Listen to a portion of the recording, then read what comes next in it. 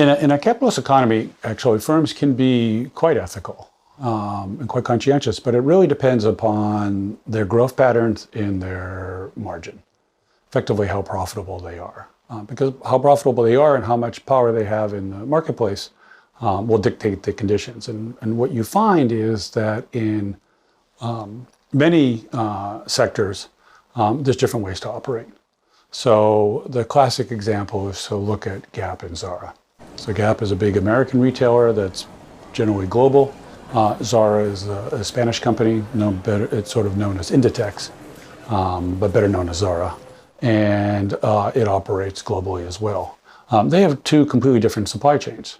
So Gap is a typical apparel outsourcer. So they make most of their products in Southeast Asia, for example, or India or in Bangladesh.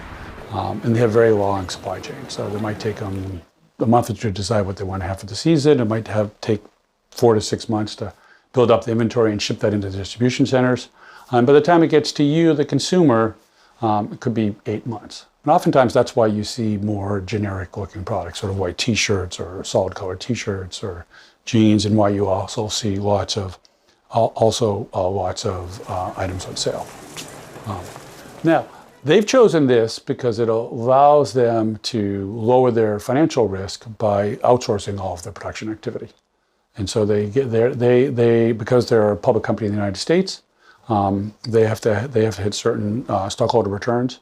And so they outsource that. And so oftentimes how ethical their suppliers are oftentimes depends on where the suppliers are located and what governments enforce their activity.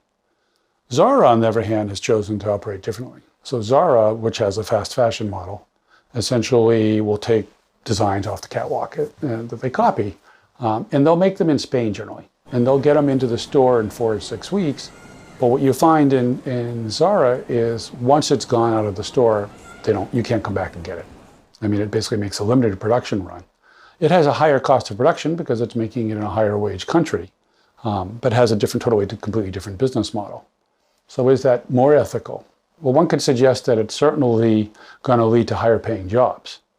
And it's going to lead to a company culture that's predicated around vertical integration, which leads to more learning, which leads to quicker turnaround.